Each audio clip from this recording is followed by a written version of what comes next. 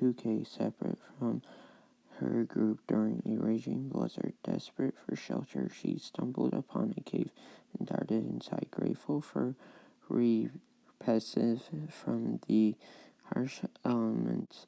As she was catching her breath, she noticed another climber inside. In the corner of the cave, a bright yellow pack reflected in the light of her headlamp.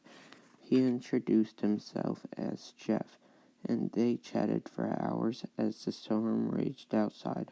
Exhausted, the woman eventually fell asleep, lulled by the sound of Jeff's voice and the warmth of the cave. When she awoke, the storm had subsided, and the cave was silent.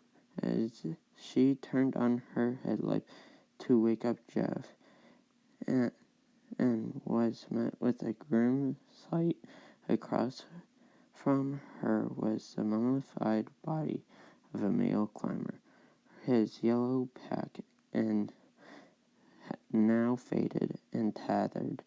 The body had clearly been there for a long time. The woman realized with horror that she had been talking to a ghost the whole time.